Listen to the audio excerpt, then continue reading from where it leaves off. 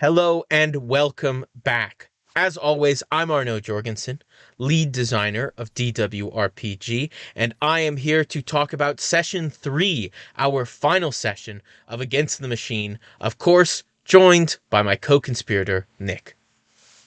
Hey guys, yep, we're back here for the finality of Against the Machine. And yeah, this is a really fun. I had a really fun time at the end here playing this game. This turned out to be a really good playbook just in general. The sort of big swings from this gang of wrestlers and the story we created throughout this playbook I think ended on a pretty good note. Can't wait to get into it a little bit more. But Arnoux, where do you want to start off with? I think we should start off with what is for us Act 4, because you at home might be looking at Against the Machine and notice that there are 6 acts. Our version of the book had 5 acts. We edited the book, we made it better based on our own playtest and our own experience. So we're in our penultimate session of the game. For you at home, that's the one where you have to fight 3 hell kites, 3 big metal birds in a cage.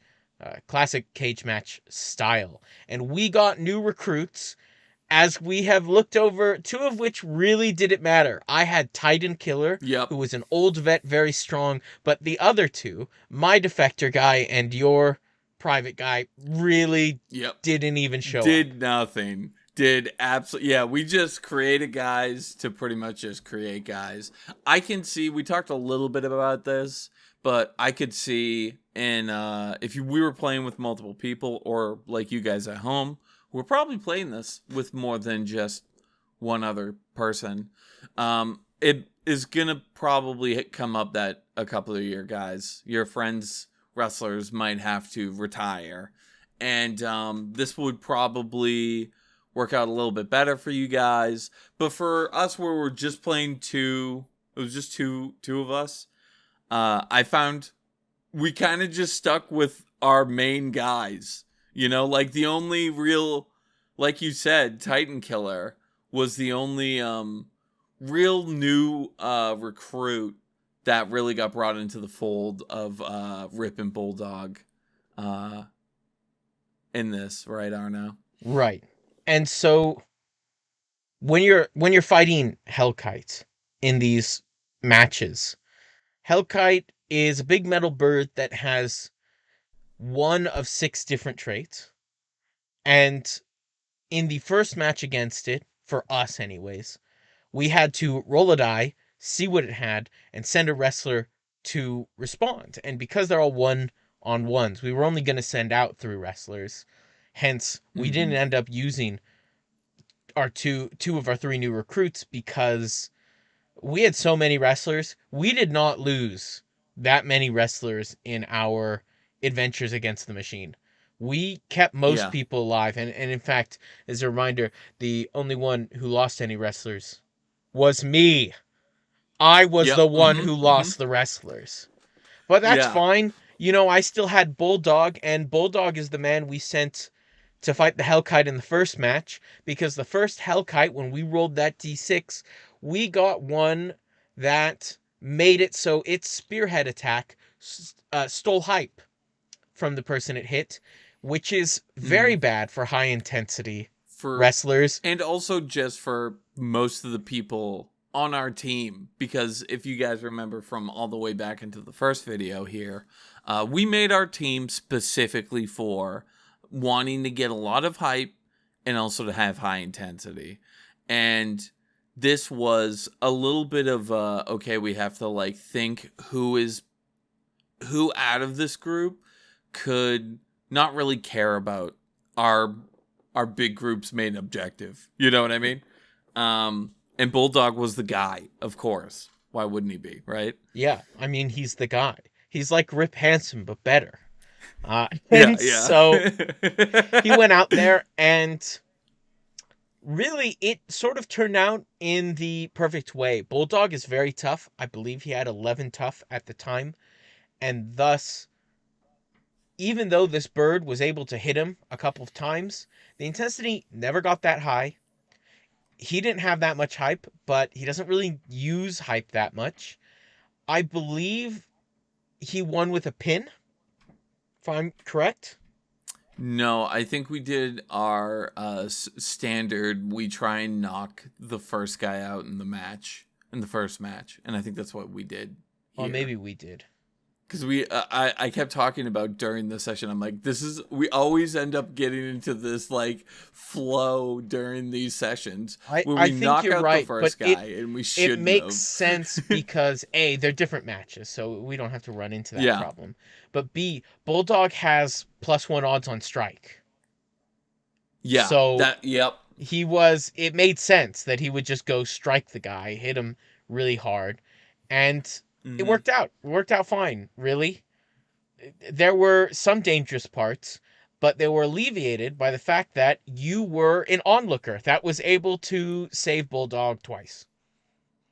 Yep, I was in this match. I chose the hacker onlooker, which is one of the newer onlookers that we added to this playbook, and because before I tried the other new one, which was the machinist, and just to try the new things out that we had, picked up hacker here, and it was pretty fun. Got to control the machine wrestler to change it out so that part where I think there was one of the moves that I didn't, or one of the onlooker moves that I didn't get to use particularly in this match, but I could see being really good in any of these other matches if you got a bigger party more than just the two of us.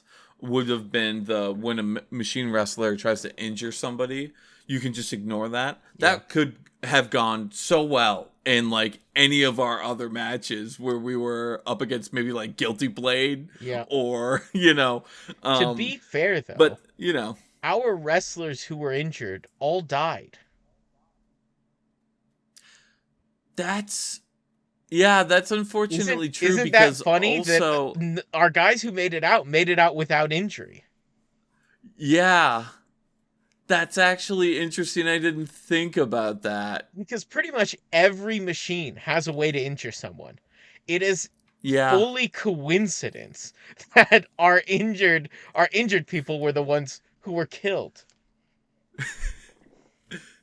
Yeah, that's yeah, because the only other condition air quotes that we could have ran into Implication. was and we sort of did in these two sessions was the exhaustion condition I've never because heard of it this was our personally. first. Yeah, we never did really because I as Rip Hansen, who was in the next match, I rolled on the mutations table again and got the I don't have to worry about exhaustion again on Yeah. Rip.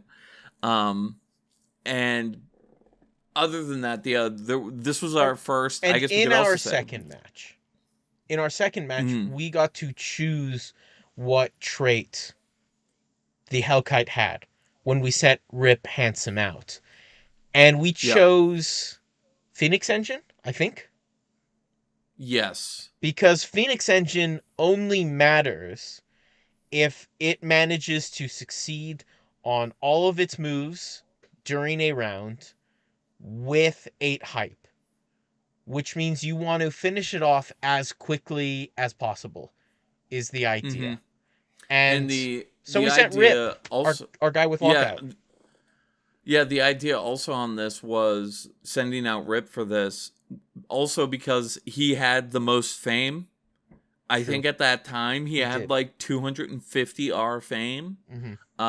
And the other thing about these matches here is that we actually get a walk on, which establishes how much hype we start out with, and we end. I think start of the match, Rip had like 5 or 6 hype just right off the Also gate. helped that as an onlooker, I chose to be a sycophant, which is just very Yep. clean. You choose a friend and you give them lots of hype.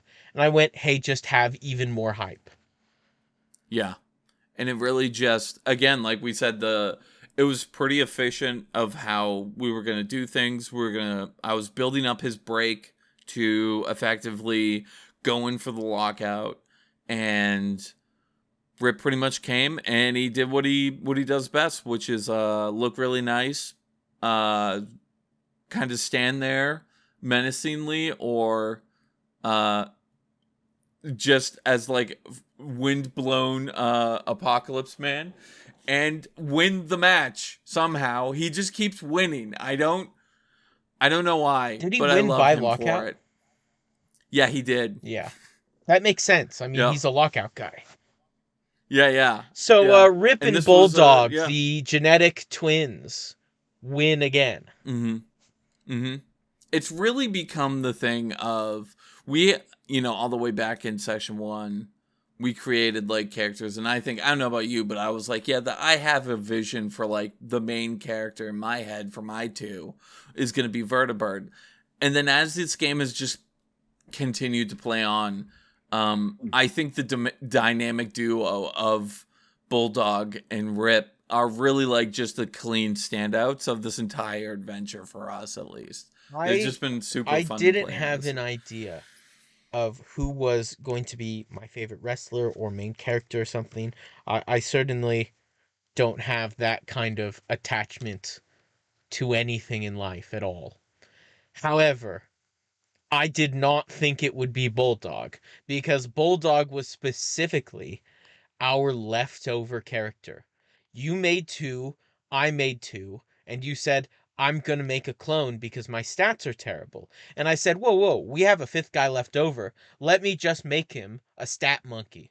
Just give him a bunch of stats and you clone him. So Bulldog was a throwaway, and yet became not only my only survivor to make it out of irrelevance, but also just my strongest character, realistically. Yeah. Yeah, yeah. Though Titan Killer is close. Titan Killer was about as He strong was as Titan Bulldog, Killer. if not a little bit Yeah. stronger. But it's almost an Mhm. unfair comparison because Bulldog, by the end of it all, had 4 scars and Titan Killer had 8.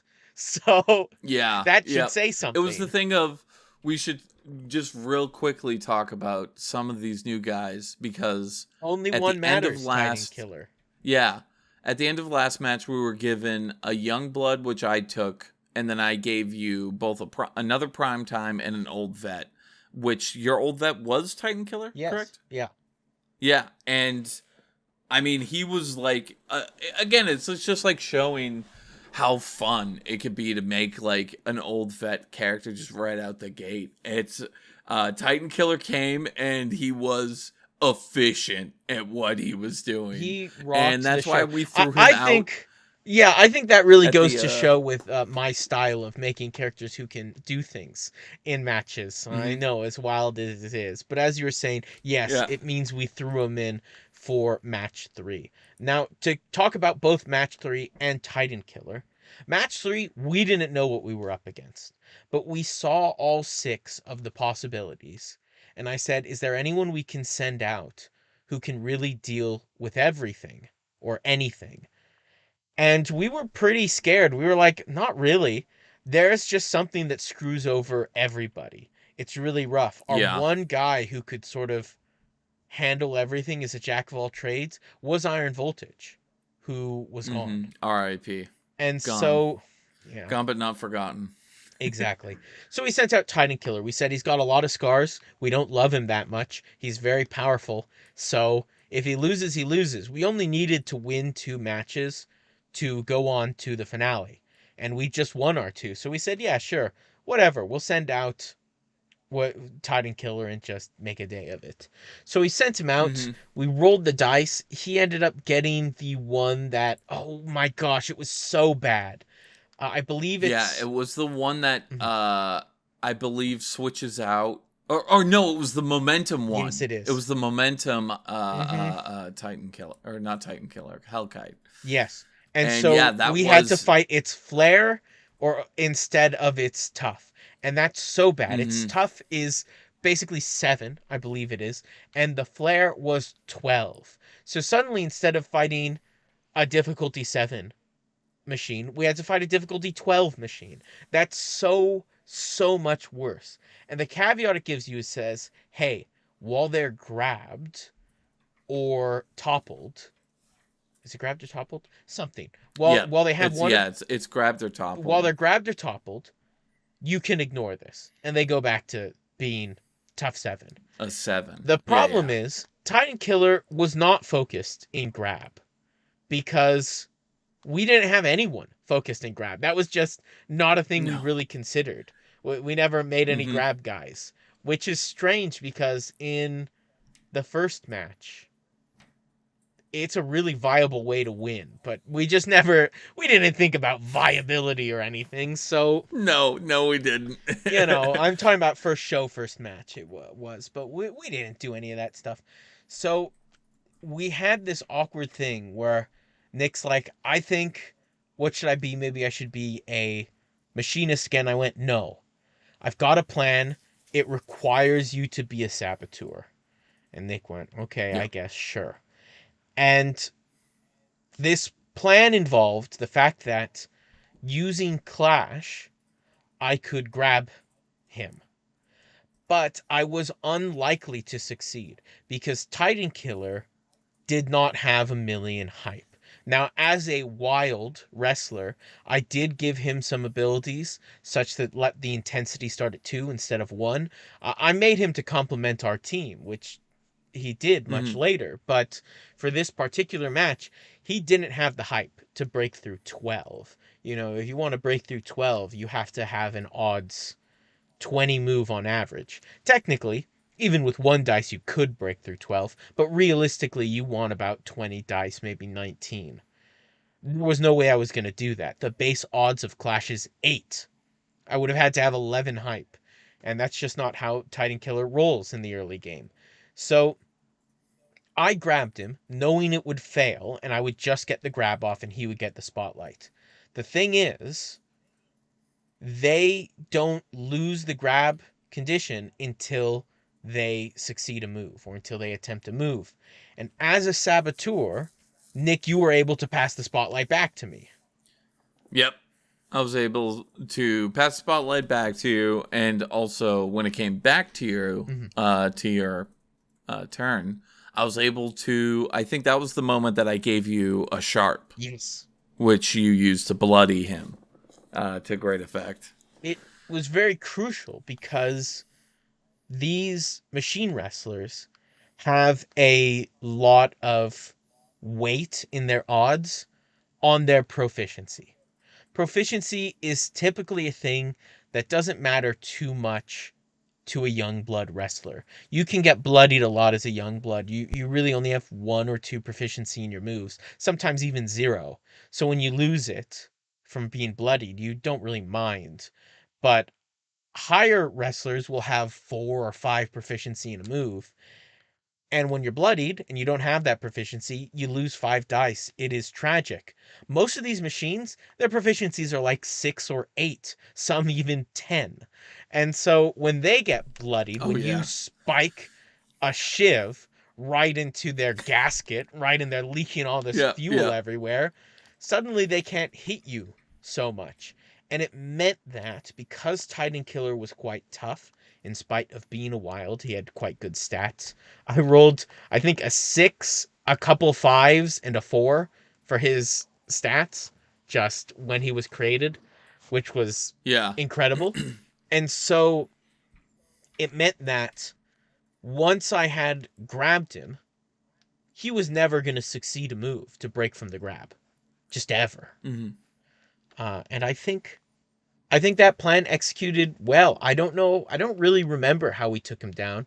I remember we tried to knock him out. It didn't go so well. Yeah, I think it was. Yeah, we tried to do the knockout thing because we realized, once he breaks out of this grapple, he's gonna go back into having 12 tough. Yep. So we were like, why don't we just stack up break? And I think you ended up pinning him. Me too. Because I gave you 3 hype Yeah. as a saboteur. Mm-hmm. And then you just pinned him. We really And, used all that's 3 how it- abilities of the saboteur. I guess there's a 4th one to give wits, but we really used Yep. that saboteur to Yeah, its yeah. most, to the greatest Mhm. extent possible.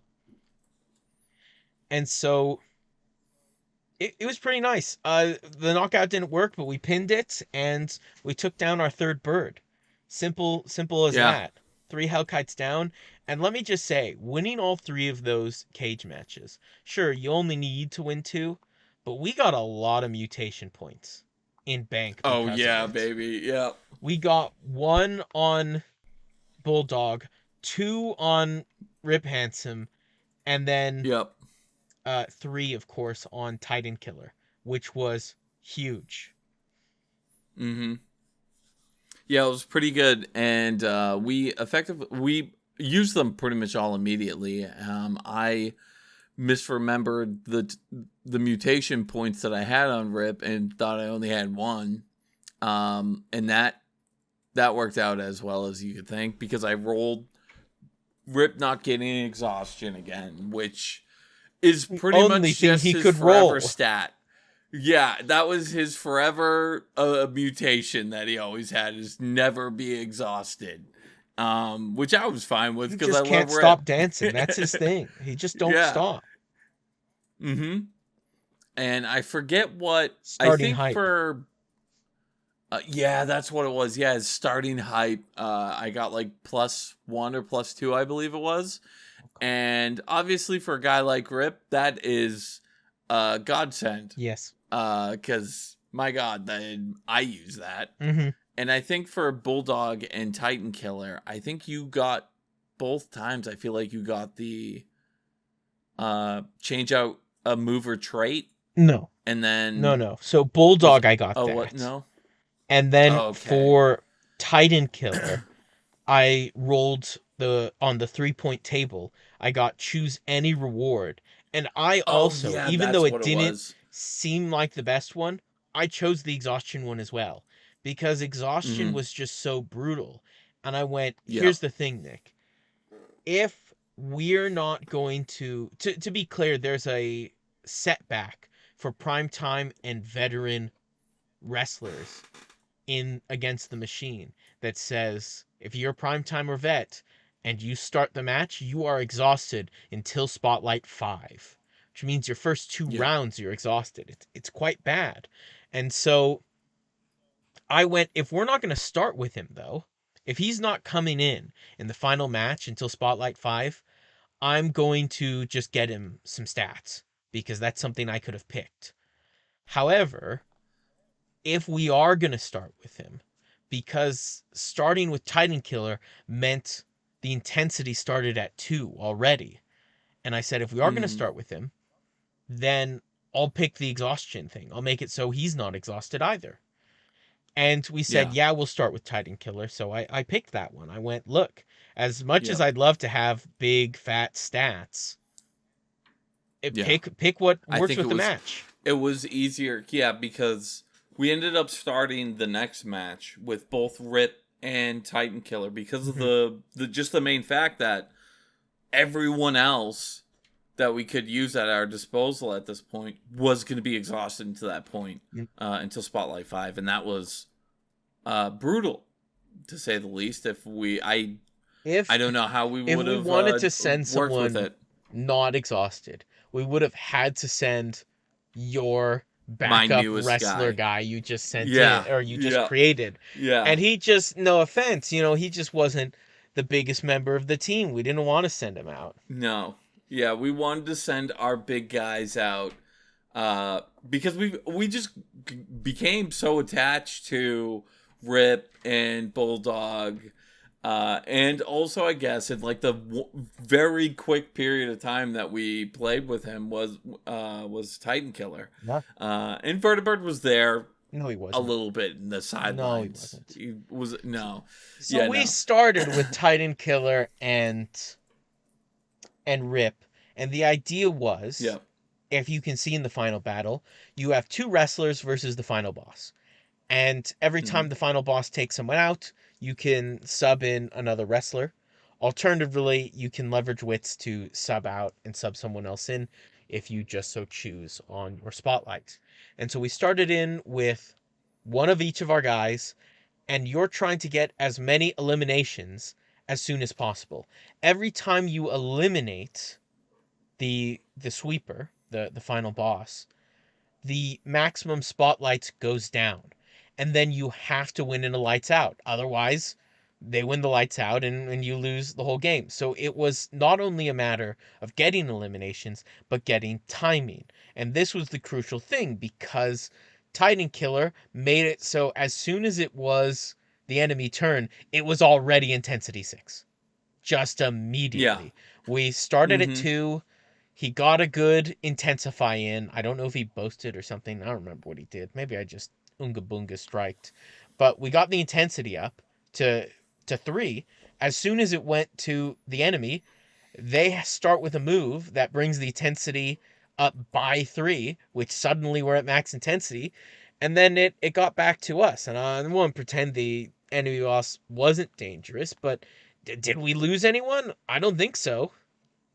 No, we didn't. We pretty much, not only did we not lose anybody, but we Rip and Titan Killer probably could have done that match by themselves. I I don't feel know. like, Titan not to Killer, toot our own by the end of horn. it, right? He had like 5 break and 4 fatigue Yeah, or looking something. at his stats in the session here, And also he he was a was little injured. All screwed his up. skills were injured multiple Yep. times.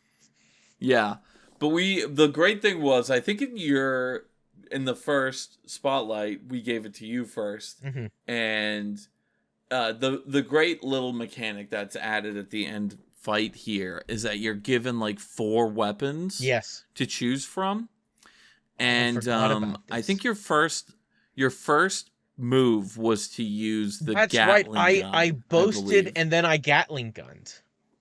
Yeah, that's how it was. It And was then so we critical. pretty much took him from a toughness of 14 down to a toughness of 4 Yeah. with that one move. 10 fatigue. And I was like, sort of, a lot of this match, I was like not really too worried about the whole spotlight thing until it immediately became an issue. Until it suddenly Near like dawned the on it. tail As end. has happened twice Yeah. before. In, weirdly, Yep. shows 1 and 3 and now 5. It would be 6 for you at home. But for us, it was all the odd numbered shows. We had a moment where it's Yeah. like, yeah, we're winning. And I went, should we get Vertibird in? And you went, no, it's too early. And I went, okay, I guess. And then immediately, we It were was like on lights out. immediately, We yeah. had to get Vertibird in. And it was like, we should have Yeah. got him in earlier so he could have warmed up. You're like, oh, I don't have momentum. I can't do my momentum thing. It's like every time, Nick. Every time with your Yep. momentum. Mhm. But Vertibird was able to come in at the end of the match and win us the lights out portion of this match, at And least. did he win it by a lot? Listen, Uh-huh. Yeah. he won it Disappointing until the end. he won it just enough. And then we also just to see what it would have been, I had Rip do his lights out move, and he got like pretty close. I think maybe halfway of what Vertibird's successes were. Just saying, And listen, I'm not going to talk Vertibird about that got because below average. dice were not on his side, but you know, They were never on his side. Rip and Bulldog. Yeah, Rip and Bulldog story here, okay? Rip and Bulldog beat the game. They beat the game, even though Bulldog wasn't in the final fight. Many people will recount that they saw him there, but they're actually talking about Rip. They saw Rip, his clone, Yep. there. Mm-hmm. And at the end of it, we defeated the Sweeper. We saved the human race with the power of rock and roll and too much caffeine. We destroyed the Hell machine, yeah. and we got the amazing reward that we could give to someone to send them to a better life. And Nick went, well, how many people can we send? I went, I don't know. It's really up to us. I guess the original is a 2-seater. And Nick went, oh, I know who we're sending. I'm like, oh, yeah, okay. Let's There's send the only one clones. answer. Yep. So we, in a perfect ending to this 80s action star movie, we sent both the clones of Bulldog and Rip into the past to I don't know, maybe change the future, who knows what could So happen playing with those against two the and where they machine land. 2, I think, is the actual answer. Definitely. So that we can Yes. take them into the against the machine 2 run, which doesn't exist yet, but definitely should, But it will. because I'm Yeah. angry that against the machine is over. Yeah, I am too. I had so much fun So much so that playing Nick through this told us playbook. we should play some more. We should just play another run. And I went, we don't have We should time. just do another It one. took us 2 weeks to do our first run. We can't. We don't have time for this. But God, it But was if you fun. guys at home would like to hear Yeah, more like and about subscribe if you want to like see and us subscribe. play Against the Machine 2. Yeah, if you guys want to hear more crazy stories about Bulldog and Rip and the antics that they can get into, yeah, like and subscribe. Maybe also find us on Kickstarter where we're trying to kickstart this game. Yes. Chuck in a buck. It's probably, the Kickstarter is probably still going. But before we do some segue to leave, I want to ask a question that I asked you before, but off camera. Favorite machines in Against the Machine? Oh, okay. Yeah, I think I will give if I can remember You my can give a answer, which different I'm not going answer. to, but Just say I'm whichever gonna your still favorite say machines were. I liked Scrapyard Shogun. I liked his whole like he could potentially just end multiple wrestlers. And I liked Hellkite's just you don't really know what he could what's coming in. It was They could so be hard to build Hellkite. yeah. Those two were like my favorites in terms of like something that could with Shogun you have someone who is effectively cleans up the party and could like take out guys.